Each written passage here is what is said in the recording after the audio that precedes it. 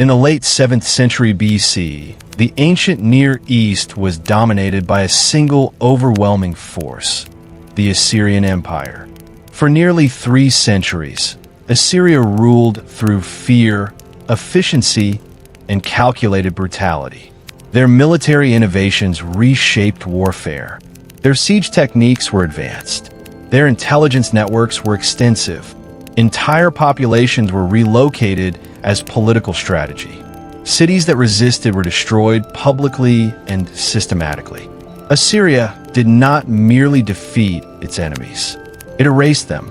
But empires built on constant expansion eventually reach a limit. After the reign of Ashurbanipal, one of Assyria's last powerful kings, internal fractures began to show. Succession disputes weakened central authority. Provincial governors grew unstable. Military campaigns stretched resources thin. External enemies began testing Assyria's borders. One of those regions under Assyrian control was Babylon. Babylon had a long history of cultural prestige. It was ancient, educated, religiously significant, and proud. But politically, it had been under Assyrian dominance for decades. Resentment had been building. In 626 BC, a Babylonian noble named Nabopolassar initiated a revolt against Assyrian rule. This was not an impulsive rebellion. It was calculated. He consolidated support internally and formed strategic alliances externally, most notably with the Medes, a rising power from the Iranian plateau. Together, Babylon and the Medes began dismantling Assyrian control city by city. During this period, Nabopolassar's son was growing into adulthood. His name was Nebuchadnezzar. Unlike princes raised in peaceful courts, Nebuchadnezzar matured in a climate of instability and warfare. He witnessed firsthand the mechanics of rebellion, alliance formation, siege warfare, and imperial restructuring. He was not simply heir to a throne. He was shaped inside the furnace of geopolitical transformation. In 614 BC, the Medes captured the Assyrian city of Ashur, securing the west, power, politics, and the road to Jerusalem. After the victory at Carchemish in 605 BC, Babylon stood as the dominant military force in the Near East. Assyria was gone. Egypt had been pushed back. The geopolitical map had shifted decisively. But conquest alone does not create stability. Nebuchadnezzar understood that empires collapse not only from external enemies, but from internal instability. The territories between Babylon and Egypt, Syria, Phoenicia, and Judah formed a strategic corridor.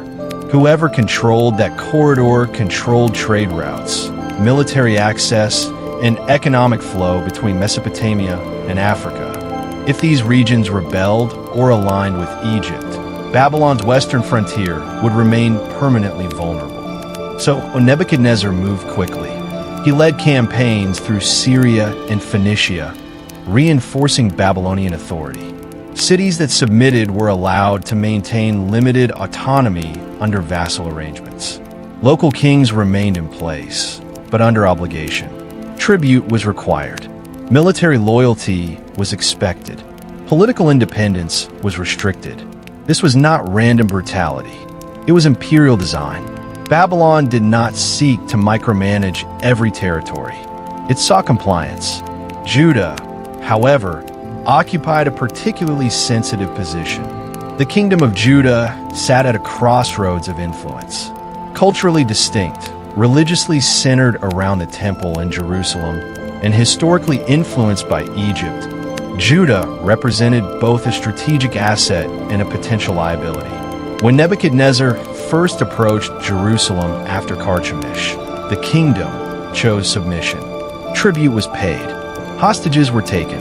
Among those deported during this early phase were young members of the royal and noble class, selected not for punishment, but for integration. This was calculated statecraft. By removing elite youth and training them in Babylonian language, science, administration, and religion, Nebuchadnezzar neutralized future rebellion while strengthening his bureaucracy. These captives were not thrown into chains permanently. They were re-educated, absorbed, transformed into imperial administrators. Among them, according to the biblical record, was Daniel and his companions. This first deportation did not involve total destruction. Jerusalem remained standing. Its king remained in place, though under Babylonian authority. But political tension remained beneath the surface. In the ancient world, small kingdoms often attempted dual loyalty strategies. Outward submission to one empire while secretly negotiating with another. Judah was no exception. Egypt remained a tempting alternative. The idea of independence lingered.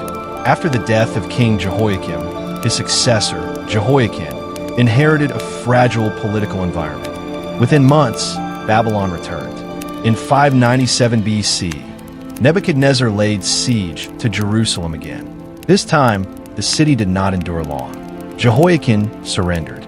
He was deported to Babylon along with thousands of officials, craftsmen, soldiers, and members of the elite. Babylon removed not just leadership, but infrastructure capacity. Skilled laborers were valuable assets within imperial cities.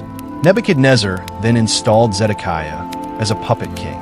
The message was clear: remain loyal, and Jerusalem survives. Rebel, and consequences escalate.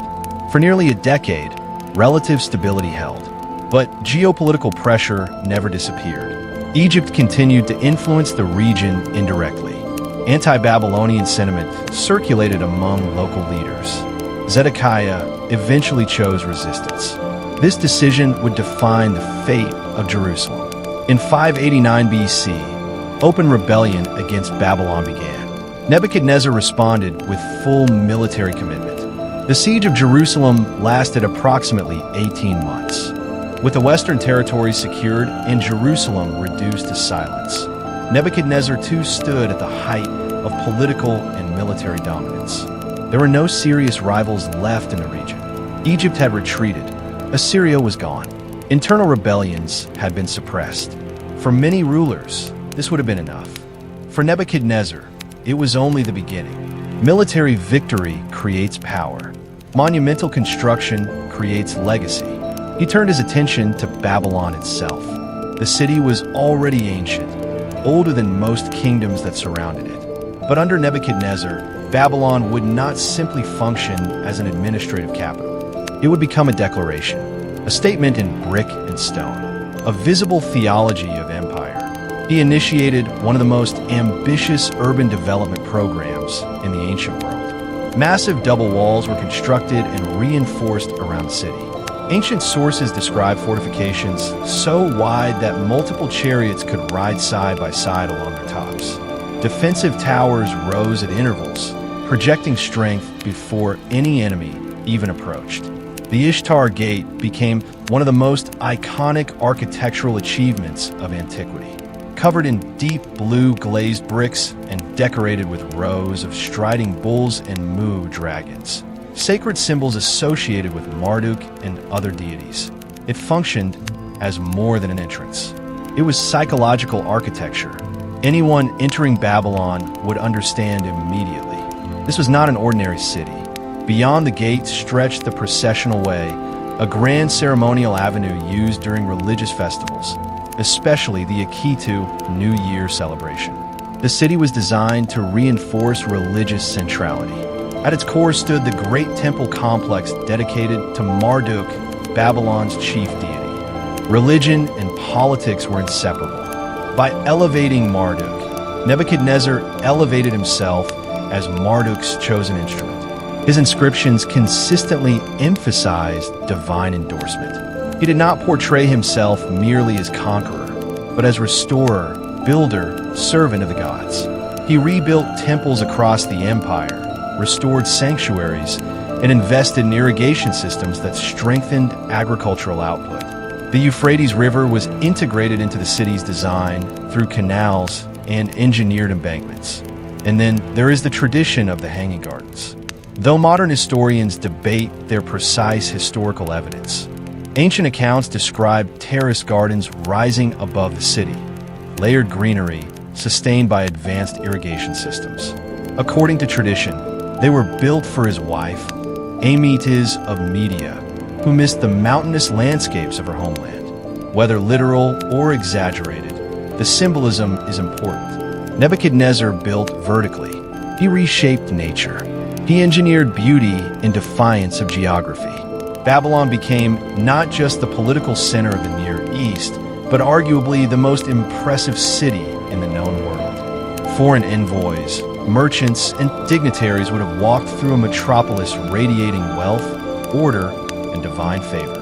At this point in his reign, Nebuchadnezzar had achieved what few rulers ever do: total control, military superiority, architectural magnificence, economic stability, religious legitimacy. And yet, according to the book of Daniel, something disrupted this stability from within. Not an invasion, not a rebellion, a dream.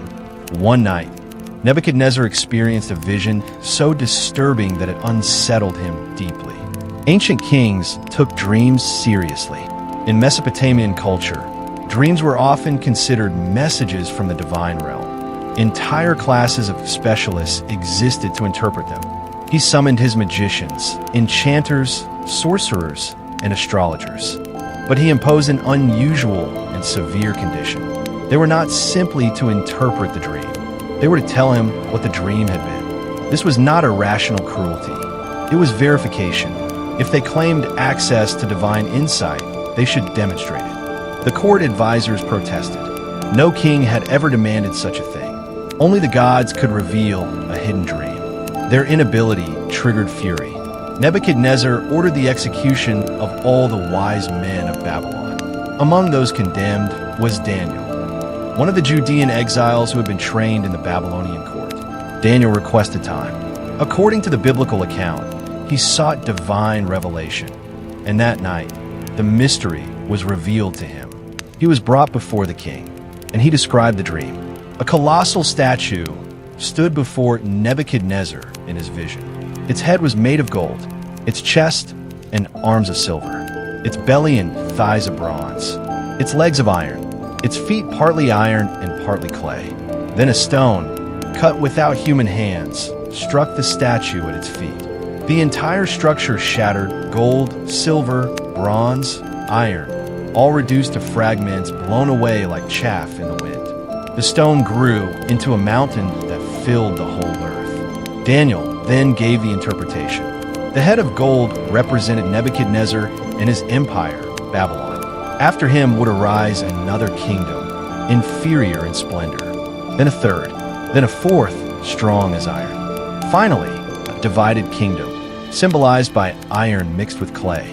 And in the days of those kingdoms, God would establish a kingdom that would never be destroyed, symbolized by the stone. The message was unmistakable. Nebuchadnezzar's empire, for all its brilliance, was temporary. It would not endure forever. His power, though immense, was part of a larger sequence. The king who had reshaped cities and defeated nations was being told that his dominion was limited. His reign had boundaries. According to the narrative, Nebuchadnezzar fell face down before Daniel and acknowledged that Daniel's God revealed mysteries beyond human capacity. But acknowledgement in a moment of awe does not always transform long-term posture. The dream introduced an idea that would remain unresolved. What happens when a ruler who believes he is at the center of history is told that history will move beyond him? At this stage, Nebuchadnezzar remained strong. Babylon remained magnificent, but a seed had been planted, and soon, that tension between imperial pride and divine sovereignty would intensify. The dream had unsettled Nebuchadnezzar, not publicly, not politically, but internally. He had heard the interpretation. He had acknowledged the revelation. He had even honored Daniel's God in that moment. But something in the message lingered. The head of gold, Babylon. After him, another kingdom, and another, and another. His empire, reduced to a segment of a statue. Temporary, replaceable. For a king who had rebuilt cities, crushed rebellions, and reshaped the political order of the Near East, The idea of impermanence was not merely theological. It was intolerable. And so, sometime after the dream, Nebuchadnezzar constructed something that felt like a response. Not to Daniel, not to the wise men, but to the message itself. On the plain of Dura, in the province of Babylon, a massive image was erected. It stood approximately 90 feet high, narrow, towering, covered in gold, not a head of gold, an entire figure of gold. There was no silver, no bronze, no iron, no clay, only gold. The symbolism is difficult to ignore. If the dream suggested limitation, the statue proclaimed permanence. If the dream divided history, the image unified it under one material. Gold, Babylon, Nebuchadnezzar. But the statue alone was not the point. What mattered was what would happen in front of it. A decree was issued. Satraps, prefects, governors, counselors, treasurers, judges, magistrates, and all provincial officials were summoned. Representatives from across the empire gathered in one place. This was not a religious ceremony in isolation. It was political theater, a public consolidation of authority. When the music played, horn, flute, zither, lyre, harp, pipe, and every kind of instrument, every person present was to fall down and worship the golden image. Not later, not symbolically, immediately. The command was absolute, and the penalty was announced with equal clarity. Whoever does not fall down and worship shall immediately be thrown into a blazing furnace. No negotiation, no appeal, immediate execution. This was not merely about religion. It was about submission. The empire Nebuchadnezzar ruled was vast and culturally diverse.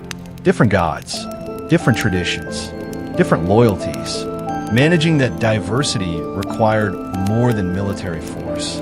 It required unified allegiance. The image was likely positioned as a representation of imperial authority, perhaps even linked symbolically to Babylon's divine mandate. To bow was to affirm loyalty. To refuse was to reject the king. And the music began. Across the plain of Dura, officials from every region lowered themselves to the ground. A synchronized act of compliance, an empire kneeling in unison. But not everyone moved. Among the crowd were 3 Judean administrators, Hananiah, Mishael, and Azariah, known in Babylonian court names as Shadrach, Meshach, and Abednego. They had been deported from Jerusalem years earlier, educated in Babylonian language and culture, elevated into administrative roles after Daniel's interpretation of a dream. They had navigated the system successfully. They had adapted where possible, but this command crossed a boundary. The text does not describe hesitation. It does not record debate. It simply implies that when the music played and bodies lowered, they remained standing. 3 figures upright in a sea of submission. It would not have gone unnoticed. In political environments, especially authoritarian ones, visible noncompliance becomes dangerous quickly. Certain Chaldeans approached the king. Their accusation was precise. There are certain Jews whom you have appointed over the affairs of the province of Babylon. They pay no attention to you. They do not serve your gods or worship the golden image you have set up. Notice the framing, not merely religious defiance, personal disregard. They pay no attention to you. The issue was reframed as direct disrespect to Nebuchadnezzar. Fury followed. The king summoned them. The text describes his reaction as rage and anger. But beneath the anger, there's something else, something more volatile. Insecurity. He had elevated these men. He had entrusted them with authority. And now, in front of the empire's leadership, they stood in refusal. Nebuchadnezzar confronted them directly. And interestingly, he offered a second chance. When you hear the music again, fall down and worship. If you do, all will be well. But if you do not, you will be thrown immediately into the blazing furnace. And then comes the line that sharpens the entire scene. And who is the God who will deliver you out of my hands? This was no longer symbolic. It was personal. The earlier dream had declared that kingdoms rise and fall under divine sovereignty. Now the king posed a direct challenge. What god can override my authority? What power can intervene against my decree? Shadrach, Meshach, and Abednego answered without panic. Their response was controlled, measured, almost unsettling in its calmness. O Nebuchadnezzar, we have no need to answer you in this matter. If this be so, our God whom we serve is able to deliver us from the burning fiery furnace, and he will deliver us out of your hand, O king. But if not, be it known to you that we will not serve your gods or worship the golden image that you have set up. There was no negotiation in their tone, no plea, no attempt to escape. They acknowledged possibility of deliverance, but they did not require it. Even if deliverance does not come, we will not bow. This is where the tension shifts. Until this point, Nebuchadnezzar had controlled outcomes. He had dictated terms. Cities fell, armies retreated, rebellions ended. Now 3 administrators calmly refused his authority, not in rebellion, but in conviction. And they did so publicly. The king's face changed. The text emphasizes it. His expression shifted. The furnace was ordered to be heated 7 times hotter than usual. This detail is not technical. It is emotional. Overreaction fueled by wounded authority. The strongest soldiers in his army were commanded to bind the men and throw them into the furnace. The execution was meant to be immediate and absolute. The message to the empire would be clear. No one defies the king. The furnace roared. Flames surged outward, and the moment of execution arrived. But what happened next would disrupt not only the spectacle of punishment, it would disrupt the king himself. The order had been given. The furnace was heated beyond normal capacity, 7 times hotter, according to the text. Not because the execution required it, but because rage did. In authoritarian systems, punishment is rarely proportional. It is demonstrative. It exists to reinforce fear. Shadrach, Meshach, and Abednego were bound immediately. No trial, no delay, no further discussion. The strongest soldiers in Nebuchadnezzar's army were assigned the task. The detail matters. The king wanted no weakness in the execution. No hosetashchen, no mishap. The furnace was likely an industrial kiln, used for smelting or large-scale construction materials. These structures were capable of reaching extreme temperatures. Openings allowed fuel to be added. Flames would surge outward when pressure intensified. As the soldiers approached the furnace's opening, the heat became overwhelming. And then something unexpected happened. The flames that were meant to kill the condemned consumed the executioners instead. The soldiers carrying the bound men were killed by the very fire they intended to use as a weapon. Shadrach, Meshach, and Abednego fell into the furnace, bound, exposed, surrounded by fire. From a distance, the gathered officials would have assumed the outcome was immediate. Fire does not negotiate. It does not hesitate. It devours. But Nebuchadnezzar did not look away. Kings accustomed to control often watch punishment personally. It reinforces their authority. It confirms finality. He stared into the furnace, and something disrupted the narrative he expected. He stood up abruptly. The text describes him as astonished. He addressed his counselors directly. Did we not cast 3 men bound into the fire? The answer was immediate. Certainly, O king. His next words introduced fracture into certainty. But I see 4 men walking in the midst of the fire, and they are not hurt. And the appearance of the 4th is like a son of the gods. The detail is unsettling.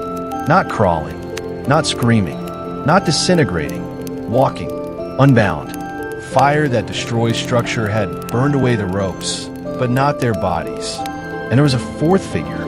The identity of the 4th has been debated for centuries. Some interpret it as an angelic being. Others view it as a theophanic manifestation. The text itself reflects Nebuchadnezzar's perception, like a son of the gods. From his worldview, he recognized something divine. something outside imperial control. The spectacle intended to demonstrate the king's absolute authority had inverted. The fire obeyed something else. Nebuchadnezzar approached the furnace opening. This detail is significant. The king moved closer. He called out to them, "Shadrach, Meshach, and Abednego, servants of the Most High God, come out and come here." Notice the shift in language. Earlier, he had asked, "Who is the God who will deliver you out of my hands?" Now he identifies their God as Most High. The men walked out of the furnace. Officials gathered around them. Inspection followed. No bed marks, no smell of fire, no singed hair. Their garments were intact. The only thing that had been destroyed were the bonds. The execution designed to eliminate them had instead removed their restraints. This was not subtle. It was visible, public, impossible to reinterpret as coincidence. For Nebuchadnezzar, this moment carried more than religious shock. It threatened the narrative of supremacy. He had challenged their God directly. He had escalated force. He had intensified punishment beyond necessity. And the outcome had defied him in front of his entire administrative elite. He responded immediately, "Blessed be the God of Shadrach, Meshach, and Abednego, who has sent his angel and delivered his servants who trusted in him." The decree that followed was drastic. Any people, nation, or language that spoke against their God would be torn limb from limb, and their houses laid in ruins. The severity of the new decree mirrors the old. Nebuchadnezzar had not softened. He had redirected. He acknowledged power, but he still operated in absolutes. He promoted the three men to higher positions in the province of Babylon, from execution to elevation, from condemned to protected. But something deeper had occurred. This was the second time Nebuchadnezzar had encountered a force beyond his calculation. First, a dream he could not access. Now, a fire he could not control. In both instances, the God associated with the Judean exiles had intervened in ways that bypassed Babylonian systems entirely. The wise men could not decode the dream. The furnace could not destroy the defiant. For a ruler whose identity was tied to control, predictability, and dominance, these disruptions accumulate pressure. Externally, nothing weakened. Babylon remained strong. The empire continued. Construction projects advanced. Trade prospered. But internally, the narrative of invincibility had developed cracks. The question posed at the furnace did not disappear. Who is the God who will deliver you out of my hands? The answer had been demonstrated, but acknowledgement does not equal transformation. Nebuchadnezzar respected power. He recognized divine intervention, yet his structure of thought remained imperial. Power is validated through display. Authority is secured through dominance. He had witnessed something that challenged that framework, but he had not yet surrendered it. The furnace episode ends with promotion and decree. On the surface, stability returned. But tension had not dissolved. It had shifted inward, because when a ruler begins to encounter limits to his authority, one of two outcomes follows. Either he adjusts his understanding of power, or he doubles down on control. And soon, Nebuchadnezzar would experience something far more personal than a public miracle. Not a dream interpreted by another, not a challenge from subordinates, but a direct warning aimed at him alone. The furnace tested defiance. The next event would test pride, and it would not occur in public. It would occur in his own mind. Time passed. The empire did not weaken. Babylon did not fall. Construction continued. Trade expanded. Administration stabilized.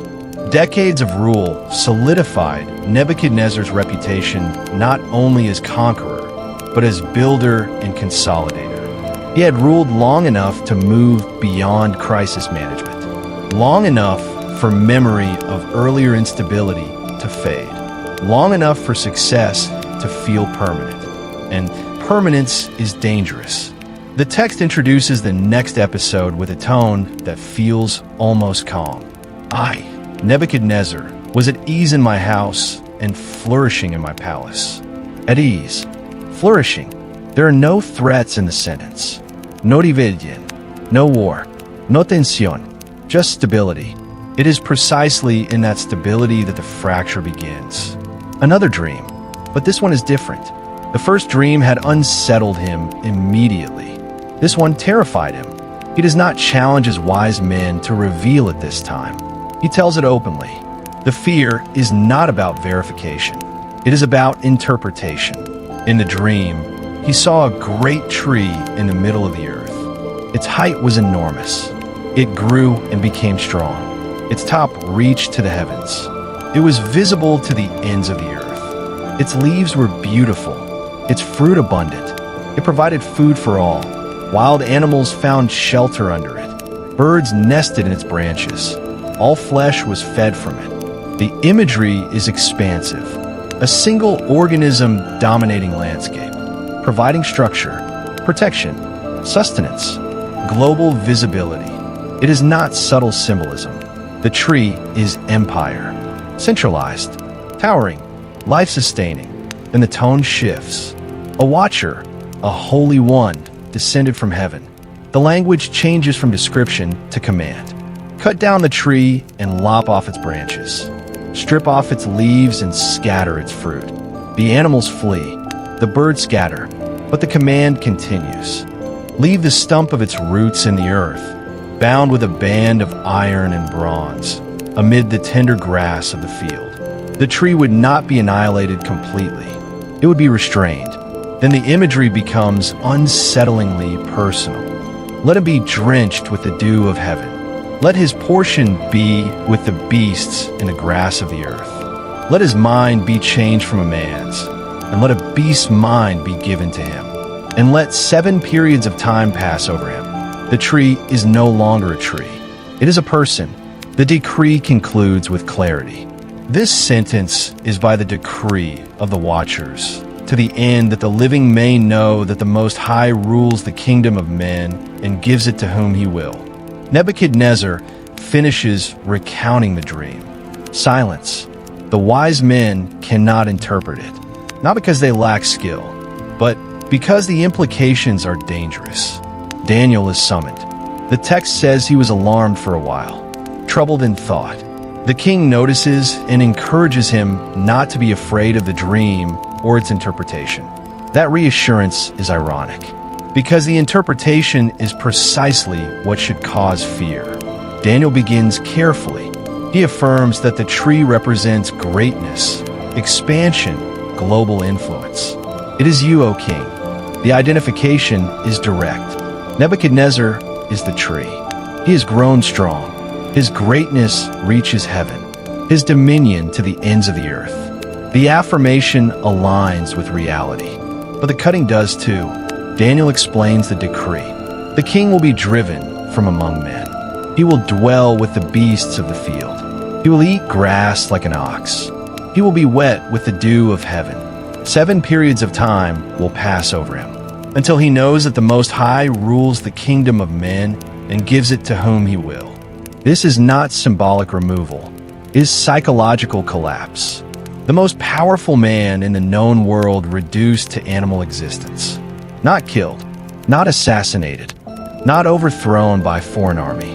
Broken from within. Daniel adds something crucial. The stump left in the ground signifies that the kingdom will remain for him. Restoration is possible, but only after recognition. Only after acknowledgement of sovereignty beyond his own. Then Daniel does something unexpected. He counsels the king, break off your sins by practicing righteousness, and your iniquities by showing mercy to the oppressed, that there may perhaps be a lengthening of your prosperity. This is not political advice. It is moral. The warning is conditional. Judgment is announced, but delay is possible through change. For the first time, the confrontation is not between Nebuchadnezzar and another person. It is between Nebuchadnezzar and his own pride. He has already witnessed divine intervention. He has already acknowledged superior power. But acknowledgement in crisis is not the same as sustained humility in prosperity. The dream targets that prosperity, the ease, the flourishing, because pride grows quietly in stability. The message is simple but severe. Your empire stands because it was given. It can be removed. And your mind, the very center of your identity, is not beyond reach. The question now is not whether Nebuchadnezzar understands the interpretation. He does. The question is whether he internalizes it. 12 months will pass. The warning will not be immediate. Time will create space for reflection or for forgetfulness.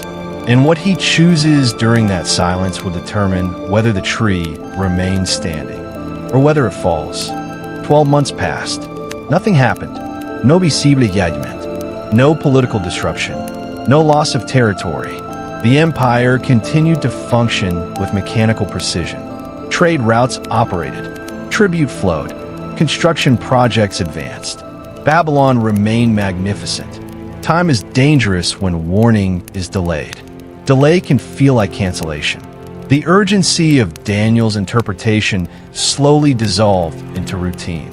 1 year later, Nebuchadnezzar was walking on the roof of the royal palace of Babylon. From that elevation, the city would have unfolded beneath him in ordered geometry, walls reinforced, towers rising, temples restored, the processional way stretching outward, the Euphrates cutting through engineered channels. It was the physical manifestation of decades of vision. And he spoke. The text preserves the statement with precision. Is not this great Babylon, which I have built by my mighty power as a royal residence, and for the glory of my majesty? Notice the language. I have built my mighty power, my glory. There is no reference to divine grant, no acknowledgement of dependency, only ownership, only authorship. The words were still in his mouth when interruption came. Not from counselor, not from rival, from heaven. A voice declared, O King Nebuchadnezzar, to you it is spoken. The kingdom has departed from you. No rebellion preceded it. No assassination, no invasion. The removal was immediate. You shall be driven from among men. Your dwelling shall be with the beasts of the field. You shall eat grass like an ox. 7 periods of time shall pass over you, until you know that the Most High rules the kingdom of men and gives it to whom he will. There is no recorded resistance, no attempt to negotiate. The decree activates. Immediately, something fractures. The text does not describe medical symptoms in clinical language. It describes outcome. He was driven from among men. He ate grass like an ox. His body was wet with the dew of heaven. His hair grew long like eagle's feathers. His nails like bird's claws. The most powerful monarch in the Near East lost the defining marker of rule. Rational control, whether understood as a divinely induced psychological condition or described in terms modern psychiatry might categorize differently. The effect was total disintegration of kingly identity. He did not merely lose authority. He lost cognition aligned with human society. The tree was cut down, but the stump remained. The political implications are significant. The empire did not collapse. There is no record of foreign invasion during this period. No successful coup. Administration likely continued under regency structures. The band of iron and bronze around the stump symbolizes restraint and preservation. The kingdom was held, but he was removed from active rule. This detail intensifies the tension. The man who once commanded armies now existed outside structured civilization, driven into fields, living exposed. Time passed, 7 periods, often interpreted as years, though the text emphasizes duration rather than precision.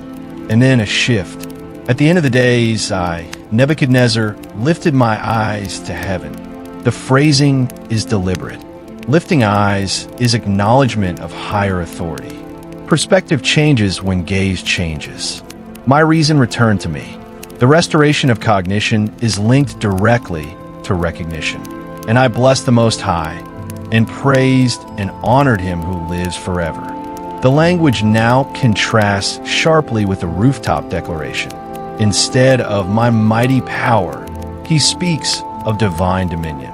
His dominion is an everlasting dominion, and his kingdom endures from generation to generation. Instead of for the glory of my majesty, he acknowledges, all the inhabitants of the earth are accounted as nothing, and he does according to his will among the hosts of heaven and among the inhabitants of the earth. And none can stay his hand or say to him, what have you done? The rhetorical reversal is complete. The king who once asked, who is the God who will deliver you out of my hands, now affirms that no one can restrain God's hand. Reason returned, dignity restored. The text states that his counselors and lords sought him again. His kingdom was reestablished. Even greater majesty was added to him. But the tone has changed. He concludes with something unprecedented for a Near Eastern monarch. Now I, Nebuchadnezzar, praise and extol and honor the King of heaven. For all his works are right and his ways are just. And those who walk in pride he is able to humble. This is not coerced confession. It is reflective, measured. The furnace episode displayed power over physical elements. The tree episode displayed power over mental stability. The first miracle challenged his authority publicly. The second dismantled it privately. He was not killed. He was corrected. The pattern is deliberate. Revelation, defiance, demonstration, warning, delay, pride, removal, recognition, restoration. The king who built vertically toward heaven was brought low to the ground. The man who surveyed Babylon from above lived beneath open sky. The one who declared authorship over empire was shown dependency over breath. But the story does not end with humiliation. It ends with acknowledgement. And that acknowledgement reframes his entire reign. The empire remained powerful. Babylon remained magnificent, but the internal posture of its king shifted. Authority was no longer assumed as inherent. It was understood as granted. The tree stood again, but it no longer claimed the sky. When Nebuchadnezzar returned to the throne, nothing outwardly suggested weakness. The empire remained intact. Administrative structures had held. Babylon still stood behind its massive walls. Trade still moved along the Euphrates. Temples still functioned. Governors still reported. From a distance, continuity, mass disruption. But restoration is not the same as repetition. A man who loses his mind and regains it does not return unchanged. The text does not describe dramatic reforms. No sweeping political restructuring. No public apology tour. Instead, it presents something quieter. Perspective. Nebuchadnezzar ruled for decades, approximately 43 years in total. Long enough to see generations shift. Long enough to watch former threats fade into memory. Long enough to observe the consequences of his own early campaigns. Jerusalem remained in ruins. The Judean elite remained in exile. Babylon flourished. But the king who once measured greatness through expansion had confronted limitation in the most intimate way possible. He had experienced removal without death, exposure without execution, humiliation without annihilation. That combination is rare in ancient monarchy. Most rulers fall through violence. Nebuchadnezzar fell through revelation. After his restoration, historical records outside the biblical narrative become quieter regarding his personal transformation. Babylonian inscriptions continue to emphasize building projects and devotion to Marduk. Official records rarely preserve vulnerability. Imperial propaganda does not record mental collapse. But the absence of denial is notable. There is no counter-inscription correcting such an episode. No attempt to fabricate uninterrupted dominance.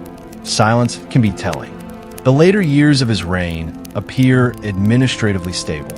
Major construction continued, including expansions of the palace complex and reinforcement of defensive structures.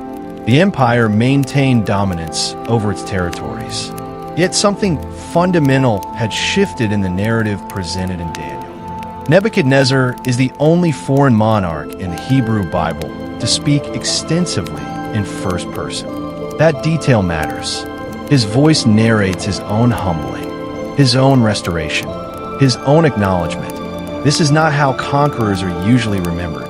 He had destroyed Jerusalem, deported its population, burned its temple, and yet within Jewish scripture, he is not framed solely as tyrant. He is framed as instrument, corrected instrument. The tension of his character lies there. He is neither sanitized nor reduced.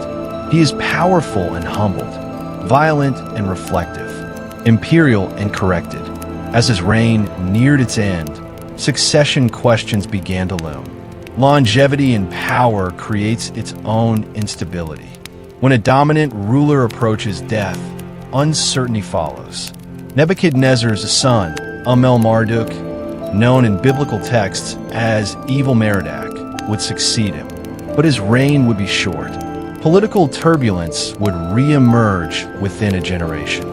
The Neo-Babylonian Empire, for all its strength, would not last a century beyond Nebuchadnezzar's death. The very theme introduced in the first dream, successive kingdoms, would continue unfolding. After Babylon would come the Medo-Persian Empire, then Greece, then Rome. The statue would not remain gold. Nebuchadnezzar's legacy, therefore, sits at an intersection of history and theology. Historically, he was one of the most effective state builders of the ancient Near East. Archaeology confirms extensive construction. Babylon, under his rule, was unparalleled in scale and sophistication. The Ishtar Gate, reconstructed today in museums, still bears his inscriptions. Bricks stamped with his name have been excavated in vast quantities. He built deliberately to be remembered. Theologically, however, his memory carries another layer. He becomes a case study in sovereignty, a ruler who reached the height of human power and encountered boundary, not at the hands of another king, but at the hand of the God he once questioned. There is no record of rebellion ending his life. No assassination, no battlefield death. He dies as king, restored, but marked. The psychological arc of his story is what gives it weight. He begins as military commander, rising through geopolitical chaos. He becomes empire builder. He enforces worship. He challenges divine authority. He witnesses miracles. He receives warning. He delays response. He declares self-sufficiency. He loses everything that defined him. He looks up. He regains reason. He rules again. Few rulers in ancient literature undergo that internal trajectory. And yet, one question lingers as we approach the final segment. If Nebuchadnezzar acknowledged that his authority was granted, if he declared that heaven rules, then what does his story ultimately say about power itself? Because empires continue to rise and fall, statues continue to be built, leaders continue to speak from rooftops, and pride rarely announces itself before it matures. Nebuchadnezzar's life does not end in dramatic collapse. It ends in awareness. But awareness does not stop history, and Babylon itself would eventually face what every empire faces: replacement. The gold would give way to silver. The tree would not stand forever. Nebuchadnezzar II died around 562 BC. There is no dramatic account of his death. No battlefield, no assassination, no rebellion tearing through palace gates. He died as king of the most powerful empire in the Near East. Babylon still stood. Its walls were intact, its temples active, its economy functional. But stability at the top does not guarantee endurance beneath it. After his death, the structure he had held together through force, intelligence, and administrative discipline began to loosen. His son, Marduk, inherited the throne. He ruled only 2 years. He was assassinated. The empire entered a period of instability marked by short reigns, internal conspiracies, and weakened central control. The cohesion that Nebuchadnezzar had maintained through decades of calculated rule did not transfer cleanly to his successors. Strong empires often depend heavily on singular figures. When the figure disappears, the illusion of permanence fractures. Within a generation, Babylon faced a new rising power from the east, the Medo-Persian Empire, led eventually by Cyrus the Great. The irony is quiet but sharp. The Medes had once been allies in the destruction of Assyria. Now, Persia absorbed Media and expanded further west. In 539 BC, less than 25 years after Nebuchadnezzar's death, Babylon fell. Not in prolonged siege, not in fiery destruction, but through strategic maneuvering and internal weakness. Cyrus entered the city with minimal resistance. Babylon, the golden head of the statue, transitioned into silver. The empire that once appeared unshakable did not collapse violently. It was replaced, efficiently, almost quietly. The Ishtar Gate remained. The walls still stood, but authority had shifted. This is what the first dream had introduced decades earlier. Kingdoms succeed one another. Power transfers. Glory fades.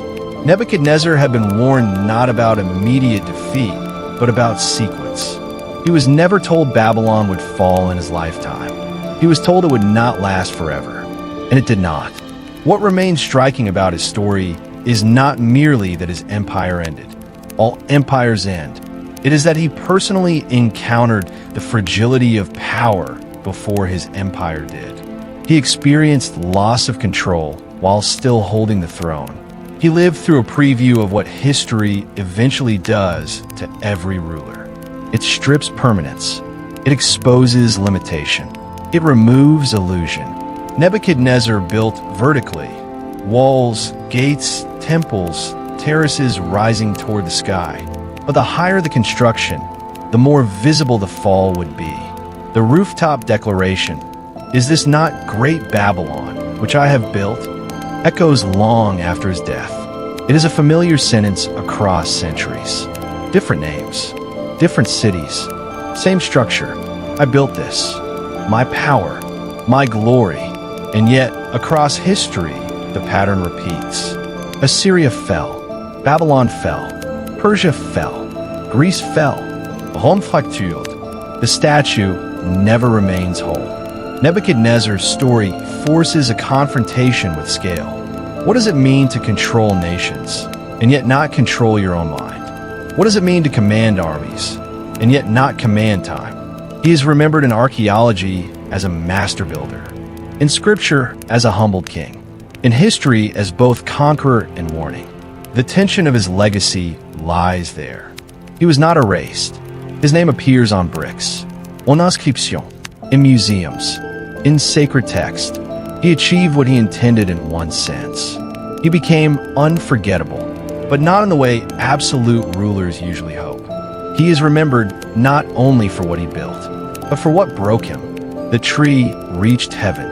The tree was cut down. The stump remained. Restoration came, but sequence continued.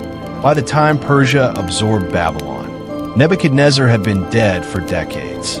He did not witness the final transition, but the logic of his dream moved forward without him. The stone cut without human hands. The idea of a kingdom not dependent on conquest, not sustained by force, not replaced by succession, lingers as theological contrast to every empire described.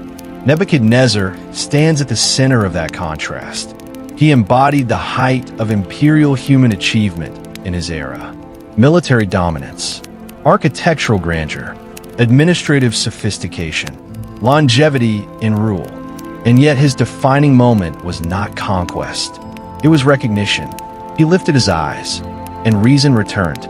The documentary does not end with flames, or with madness, or with invasion. It ends with a king who learned, late, that power is granted. And that pride, when fully matured, invites interruption. Babylon eventually became ruins.